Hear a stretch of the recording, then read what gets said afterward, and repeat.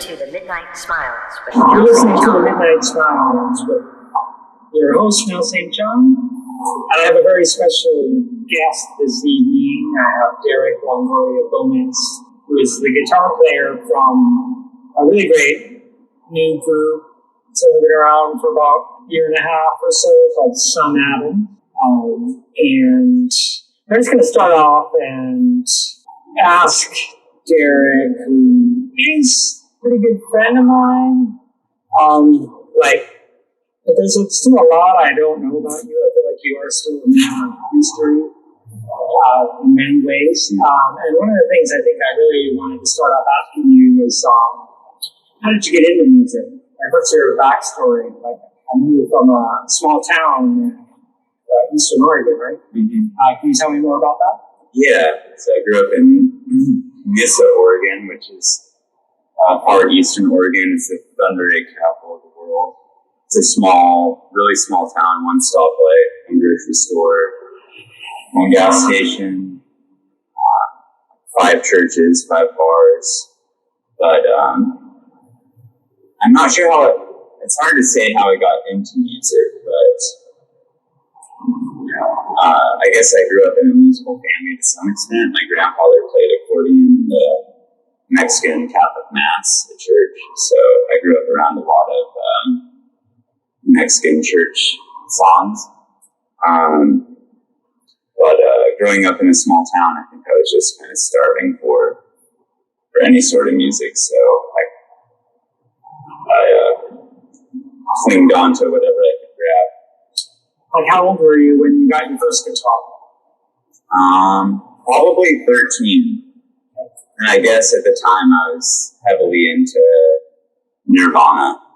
So Nirvana's the contract, of course. Well, we're here in Portland, Oregon, so a lot of people don't know this about Nirvana, that although they have their origins in Washington and definitely are seen as a Seattle band, I think Nirvana spent equally as much time in Portland as they did in Seattle.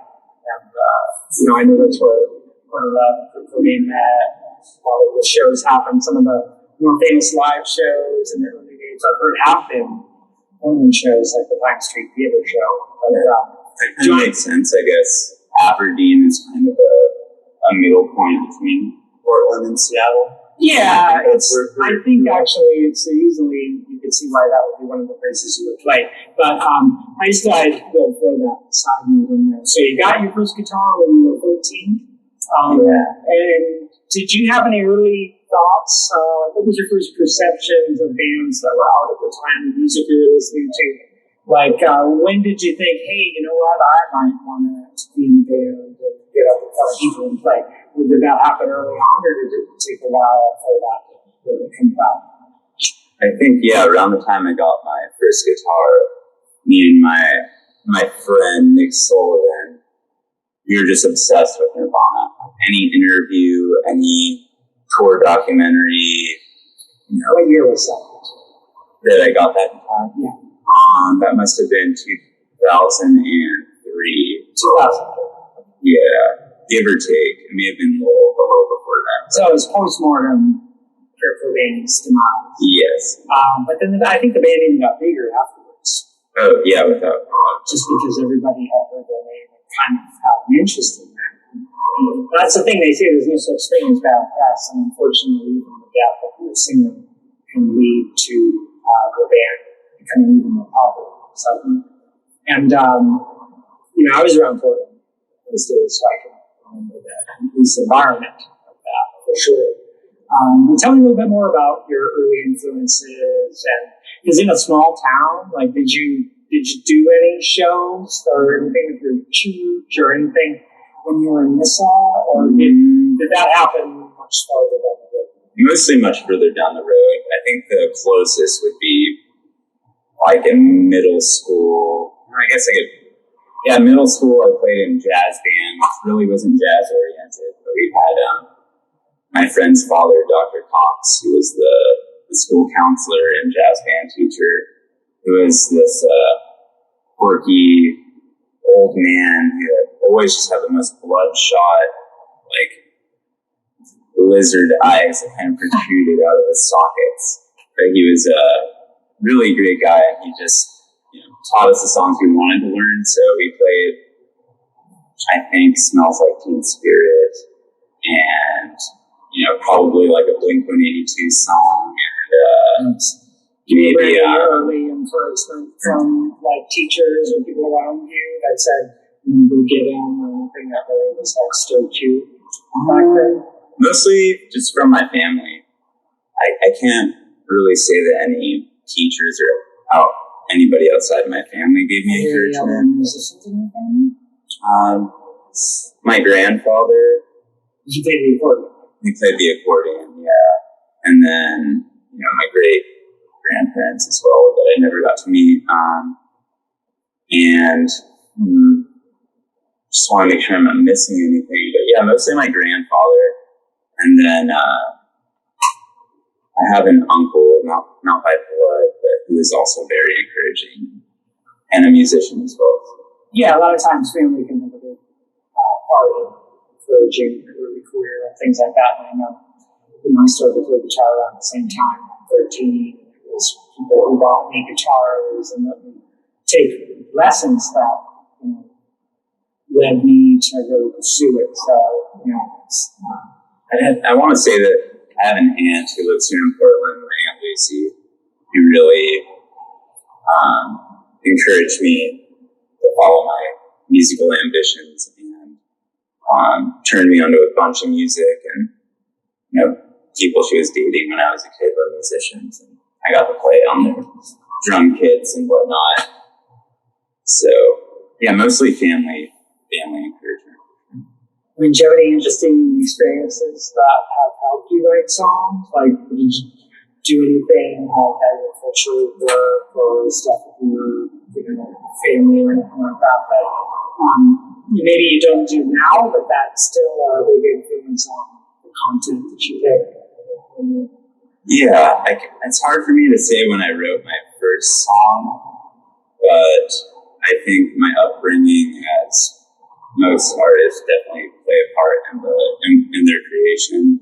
And so growing up in a small town, raised Catholic, I went to Catholic school, was a very shy kid. So I'd say religion and just being in a very small town, feeling a bit like an alien of sorts, till this day still plays a part in my subject matter. And when did you leave your hometown? Did you move back to Portland, or did you live somewhere else before that? It's just curious to me what your origins are, because the band you're in now, kind of has a bit of a pedigree with some rock stars present. Right now, I just want to focus mainly on how you got out of this. Because a lot of people grow up in small towns, never get out of it. Yeah. For one reason or another, through relationships or a job or something like that. So, what was your escape?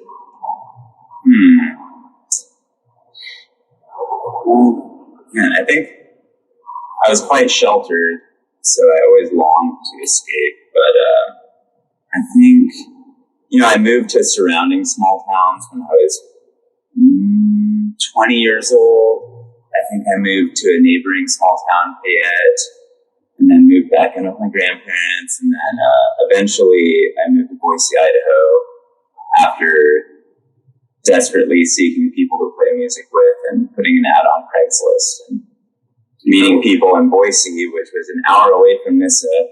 And for somebody, myself who grew up in Nissa, Boise felt like a big city. So, what was the music scene like in Boise? At the time, for me, it was a culture shock. Like, it really felt like a big city. But in retrospect, it was pretty small. It was like a kind of stagnant, small scene. There's been some big bands like Built to Spill and all the bands surrounding that in that time frame that came out of Boise.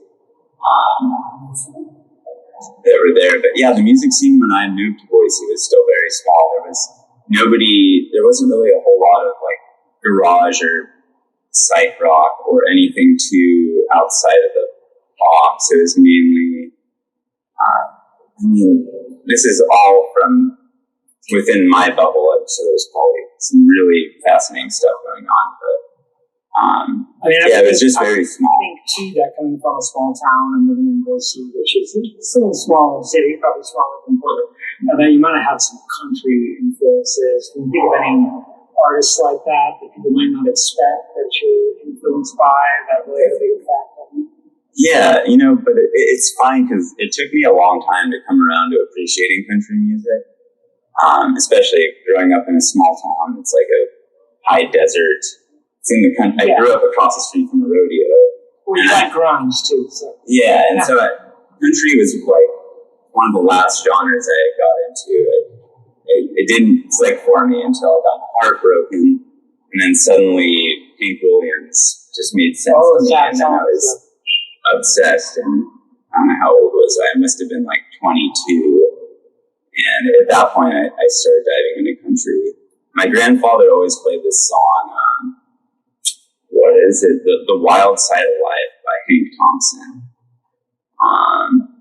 And so I grew up hearing that around the house.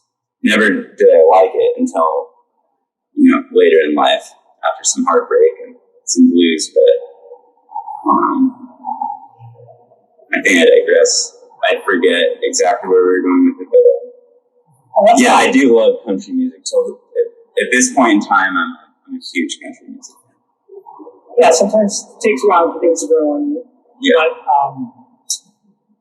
But let's speed it up a bit as far as your backstory, and then how did you come to Portland, and then how did you find your way into this shining, glittering band that is Sun Adams? So when I moved to Boise, I started a band.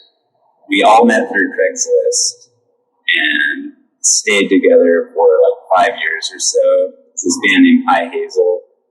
And we were maybe the only like garage psych band in Boise. And so our first show was with this band named the Cosmonauts. Sounds familiar. Great songs, but so I moved to Boise, and it kind of felt like it was just handed to me. And suddenly, we were the only band that had that sort of sound. So any band touring through Boise with a similar sound, the opportunity to open for those bands was just handed to us right from the get-go. And so, played with that band in Boise for like 5 years or so. But after a while, Boise started to feel like Nissa, and then it was just so small, and there was nothing new happening. There wasn't a whole lot of opportunity. It was just getting really stagnant. And I always longed to move to Portland. And a lot of musical heroes that I looked up to were from Portland. Who are those musical heroes? If you could think of a couple. Yeah. Just always curious in these things. Definitely. So like Elliott Smith, huge Elliott Smith fan, and that was a big inspiration for me. The Upside Down, which Jason, who sings in our band, was the lead singer of the Upside Down. Then the Dandy Warhols, of course. And then like all of the bands that were connected to that and this beautiful scene that is going on. Just like everything attached to that scene, I got hooked. What was your living space like when you first got to Portland? I moved into a house with my buddy Ryan and my partner at the time. We got a house in Northeast. I had only met Ryan once, like years prior. Didn't know what he was like. I liked his music, but yeah, it was like just the three of us in a decent sized house. It was pretty nice. Pretty good start off. Yeah, I can kind of see the previous chapters and how that led to now. But a little backstory for our listeners too. That the current band you're in now, Sun Adams, he plays bass and kind of acts as the producer of the band. Is Pete Holmstrom of the Dandy Warhols, and then also the singer Jason Adams has been in a lot of high-profile Portland bands. So that must have felt like being catapulted into the limelight. And people react to that very differently, especially as artists coming from smaller places. What was your first impressions of meeting Pete? And because Pete is, traveled the world and done it all, but I know from having hung out with him and talked with him, that he's a pretty mellow guy, really. He's very I would say he's the most mellow of the bandies. So, what were your first impressions when you were in the room doing those first rehearsals with someone? Yeah, I was definitely shaking in my boots. I was really nervous and a bit starstruck. Pete is very humble and mellow. He also has a presence about him, though. Oh yeah, and I remember going into the basement the first time and just how would you describe that presence? Because I know what you're talking about, but for our listeners, how would you describe that? Because this is somebody you can easily go and hop on YouTube or whatever, watch them, watch Pete being the coolest guy in the room, in front of 100,000 people somewhere in Europe. But then when you're one-on-one with him, or when you're in a professional environment like that band rehearsal, I can see that being totally different.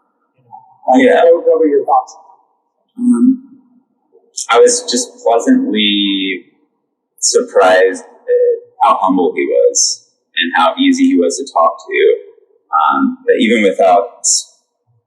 if I didn't know his history with the Dandies, he just has this presence of an experienced musician. So he knows what he's doing. He's super talented.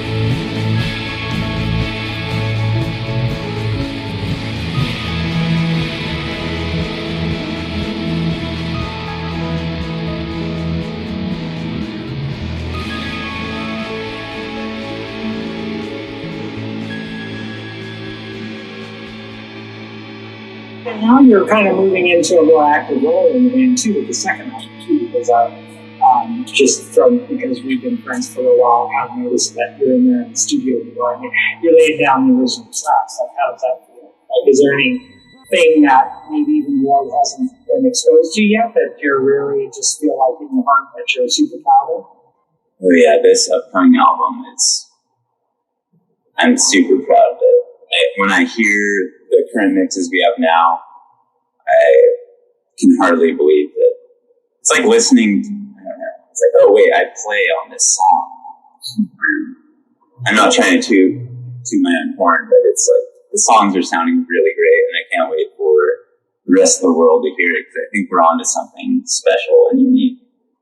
And he has a big part of that. He's great at steering, keeping everybody, kind of guiding people, but still getting outside of the box. His work ethic and creativity is insane. He's just so passionate about it, and it's contagious. And it helps everybody in the band go there as well.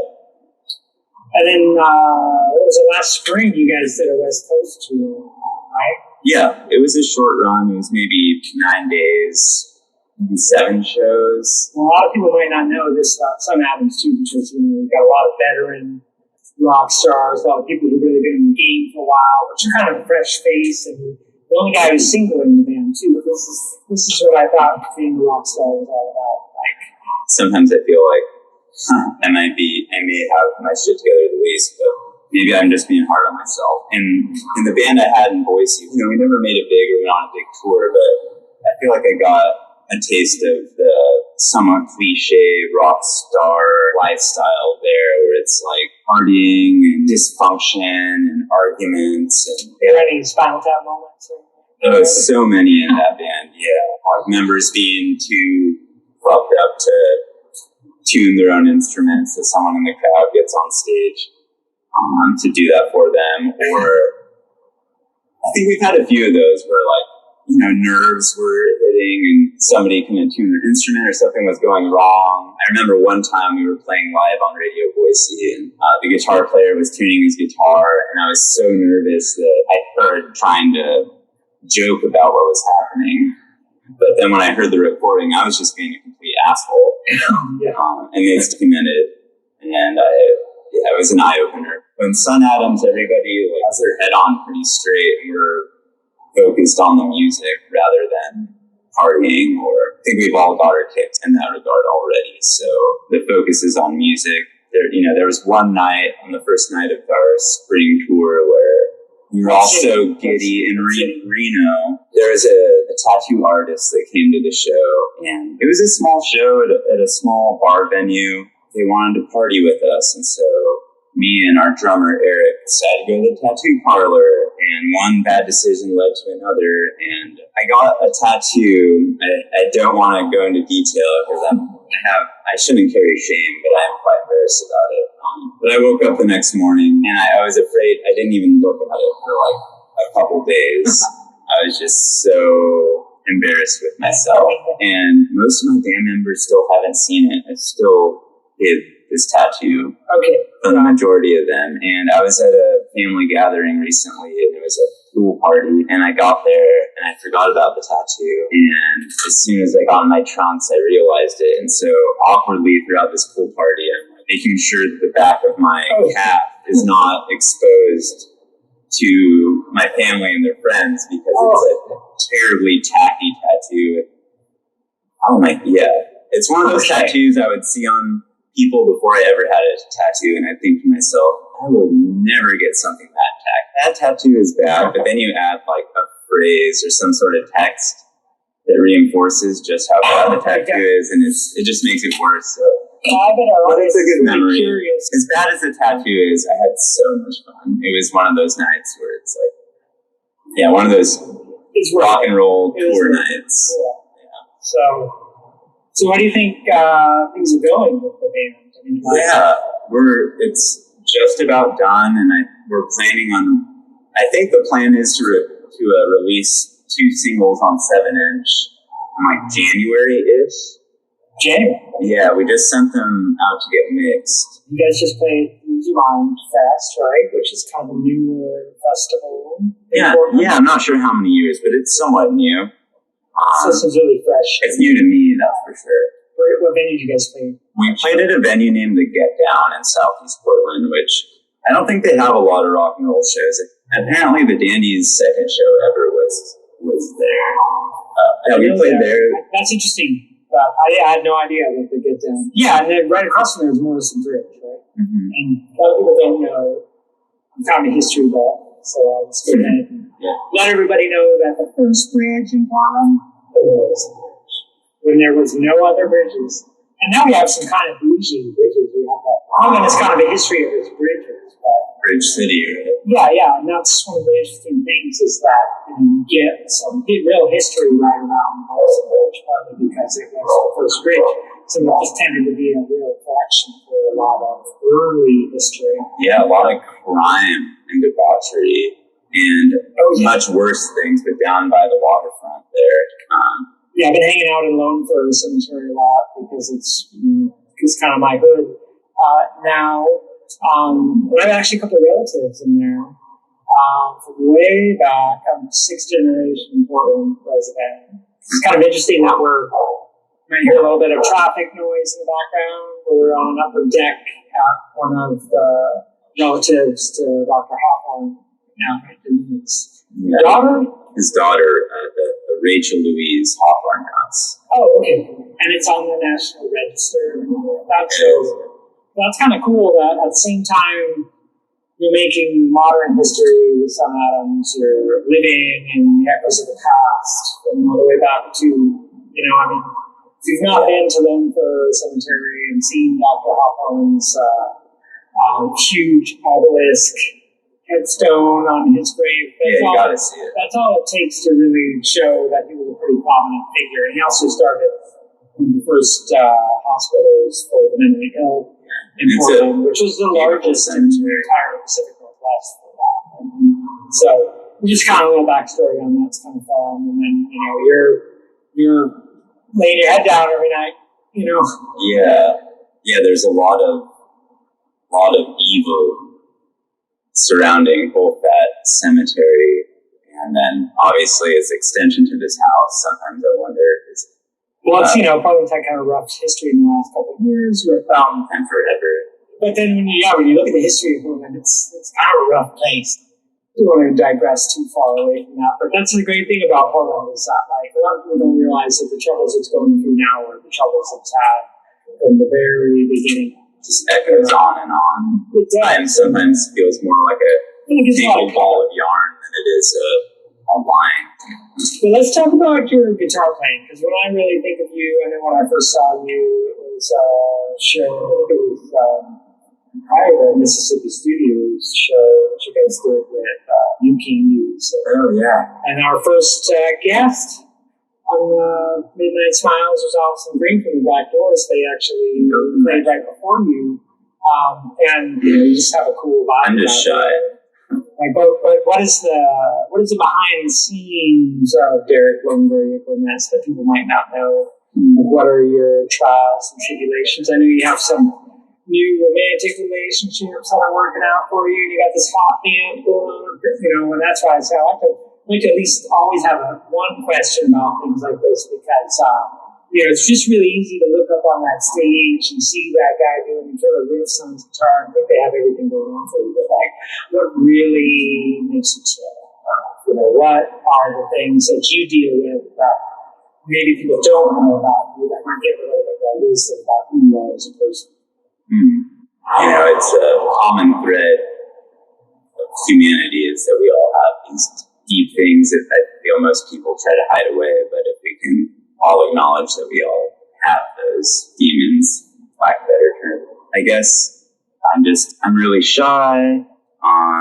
Growing up, going to religious Catholic school, like many musicians and artists, it's like most artists have some sort of inner turmoil that they've battled with throughout their whole life, whether that's anxiety, depression, drug abuse, obsessive compulsive disorder, what have you. I won't go too far into the details, but yeah, I got my demons, and they make me who I am today, and I wouldn't change it for the world. But yeah, I'm really just like a really sensitive, shy human being. I love people and I love fashion, so I collect vintage clothes. What's your? So I look cooler than I actually am. How'd you get into like vintage stuff? Because I know that I've known you for a while. I've seen you show up straight like Melville cigarette in 1972. You know, with the denim long jacket. That was a sponsorship. Yeah, you really have an interesting style. Like, how did that first come out? I think when I was about 13, just getting into guitar, my Aunt Lucy, who lived here in Portland, and her partner, Matt, Aunt Lucy took me, back to school shopping, but she took me to like Red Light and Buffalo Exchange. There's so many more options. Did you work at a vintage clothing place too for a while too? Yeah, I worked for a non-profit, in quotations, organization in Idaho named the Idaho Youth Rand. I don't know the legality of me talking about their shit, but I'm sure a lot of people know that like there's many businesses that claim to be non-profit. It's just kind of a shroud. Or not for profit. No, yeah, they pay their workers like the federal minimum wage is like $7.25. Well, but you had access to being exposed to that. Yeah, I got the first pick. It was like stuff was donated. I worked at the door. I'd have somebody price it. I had knowledge of vintage clothes from just shopping at thrift stores for so long that it was a good spot to get it on the cheap. I've always been broke. I've just always been bad with money, and as a lot of musicians and artists are. So shopping at thrift stores is really my new way to buy clothes. And just over time, I learned what aesthetics I am drawn to, what fabrics I like. Do you have a favorite decade when it comes to clothing? I do really like 60s. I went through like an early 70s phase, but I do like mid 60s. I like a really good pair of stay pressed slacks. Yeah, it's funny you said grunge, like your early influences, because I would have guessed it would have been like Britpop or something like that. Just like your style now, but that's... Yeah, I really didn't really dive into Britpop in a deep sense until recently. I've liked Britpop bands, but that was, I was really inspired by the scene in Portland that was happening with like the Dandies, the Upside Down. The Cyclops uniform, for some reason, is the striped shirt. I have no idea why. Yeah. Also, there's some designs are timeless, Yeah, like it's timeless, and it's just, but it's just, that's one of those things where it's funny you're wearing one now, too. So, yeah. It's just, that's one of those things where you just see through the decades. So, like, oh, if you're in a Cyclops band, if you got that shirt on. I'm really drawn to timeless design. Stripes, polka dots, a denim jacket, a nice pair of slacks. I enjoy doodling. I like film photography. I'm an amateur at it. I barely know what I'm doing, but I like recording to tape. I just like the spontaneity and the commitment to something and not knowing how it's going to turn out until it's said and done. So I'm just into a lot of analog stuff, I guess. But art-wise, it's mainly been music. I appreciate art in all its forms, even like the mundane. How do you start your morning? How do you fold your clothes? How do you fold your clothes? I roll my pants so they don't get creases. That's... I've actually seen you wear a nice pair of slacks. I noticed that, Yeah, I have almost 40 pairs. A nice tight crease if you wear slacks. Yeah, and I'm finally learning how to iron properly with a towel. There's some guy on YouTube that shows essentially the art of ironing, and there's a lot more to it. There's so many steps. I've been doing it wrong my whole life. I know, in my opinion, I would say that few men, especially musicians, are as well dressed as their Longoria Gomez. That's one of probably what first led me to those reactions when I first saw you. Because it's like there's an immediate style recognition. I've had friends tell me that their first impression of me was that I came off as a little stuck up or pretentious because I'm dressed up, but I'm also very shy and socially anxious, so that can get confused. It's like, oh, who's this? But then it takes some guts to be able to pull off wearing an ascot, especially in a city like Portland. And you do it all the time. So I think it's awesome. Wear what you like and believe in yourself. It took some time for me to just wear whatever I want and not. Well, how do you find that confidence? If you said you're kind of a shy person, like how do you if our listeners are out there being like, yeah, maybe I want to rock a pair of Benedict bell bottoms or something maybe that I really like, but how did you first break out of that shy mode? I think a lot of self-reflection and maybe psychedelic substances kind of made me come around to the idea that it's my life and I should express myself however I want to and enjoy it. What age were you when you started to dabble into things like that? Probably 15 or 16, kind of early on, where it just cracked my mind open. Yeah, I was going to say, any earth-shaking revelations that you had that you could recall? Oh, yes. At 16 years old or so, me and some buddies ate mushrooms each, and I had been going to church every week up until that point. It's somewhat cliche, but what kind of church?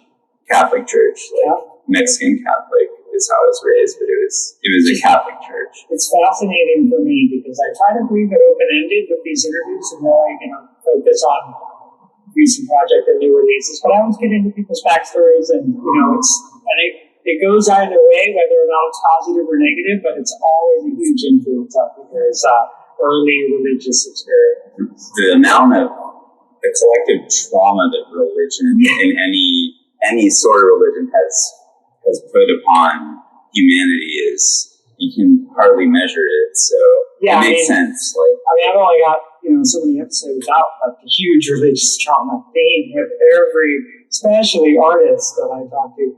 I know that just is so highly apparent, but now I kind of look differently at just everybody that I encounter. Wow, you know what? Whether or not they wear it on their sleeve, that's part of everybody's story. Totally.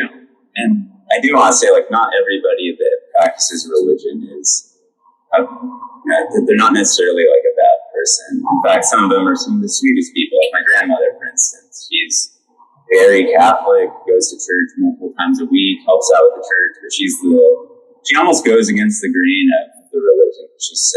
What would Jesus do? He would accept whoever you are. Do you have any really deep spiritual beliefs? What would you say you believe now after all of your crazy time on the road and your life as an artist? Do you have any real thoughts about just what it all means, or what you think your purpose is, or where you think you're headed?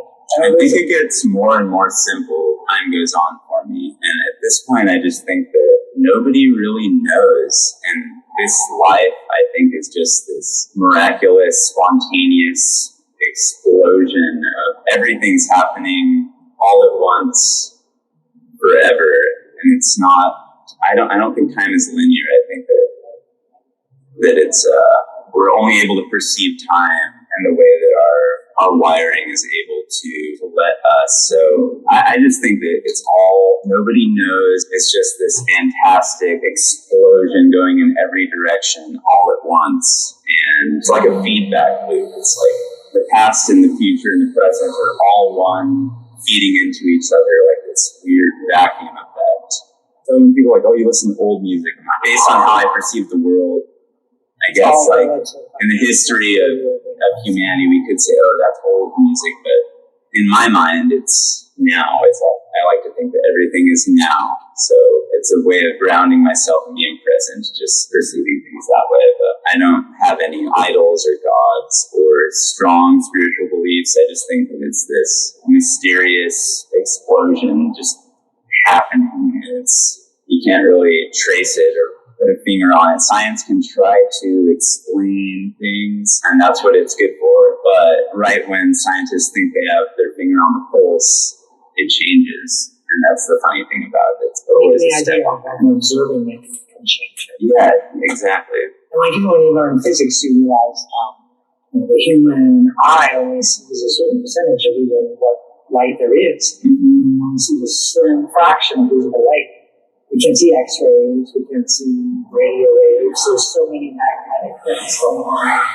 in the world that are invisible to us. That it could easily be the same way with anything else as far as looks are deceiving. What we're seeing with our eyes isn't actuality. It's just our limitations of how our body can perceive things. So. Yeah, that's a great answer for a very big question. It's kind of actually been sort of a tradition that I always try to go there.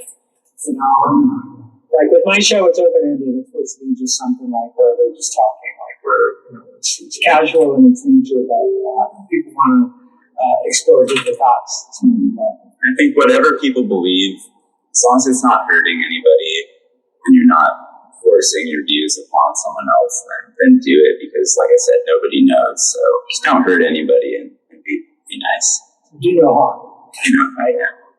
So act out of love. I definitely expect next. And there's taking it back to the Black Doors. We have this song named "Take This Love." At least that's what it's called at the moment. And Allison from the Black Doors we just recorded her singing on it, so she'll be featured on that song. And her voice fits into that song like a glove. It's perfect. She has such a soft, sexy, sultry voice that just worked perfect with it. And I think it's a standout track on the album. They're all almost cinematic. They have this very big sound to them. So yeah, I guess the album, sometime early next year, we're going to be playing in December, I believe, with this great band named The Belt, which is this kind of shoegazy band that was out in the 90s that people slept on. It should have been huge. They're so amazing. And our record label, Little Sod Records, re-released the record. Oh, okay. It's amazing. What's it like being on Little Sod Records? Like, I met the owner. I went to his birthday party too, the Black Doors show. Mm-hmm. But what's that like? Like, has it really been a good thing for you guys? Like, yeah, they really has. They let you kind of do what you want to do? They do. They're all about the music. That's all they care about, is just putting out great bands.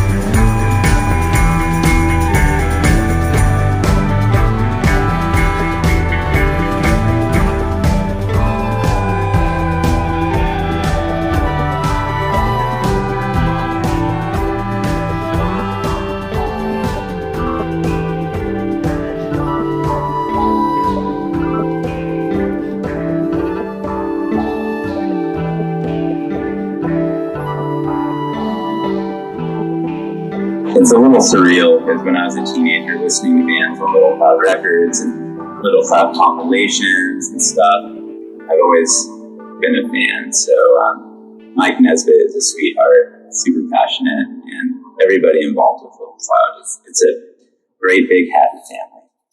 So that's awesome, and like it's kind of like a nice bookend for that. Like just like the Midnight Smiles, it's all about the music. Like that's why we're here trying to talk with different artists from the Portland scene.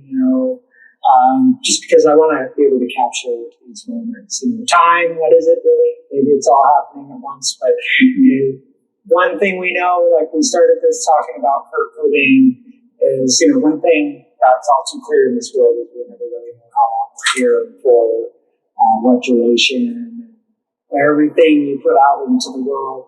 Any piece of legacy you can leave behind, it's worth doing because that's what people might be remembered for. Totally. I like to think everything we do kind of fractals outward, every little interaction we have. The littlest things, they change the course of your path. That's right, infinite possibilities. So, all right, well, we're going to wrap it up here.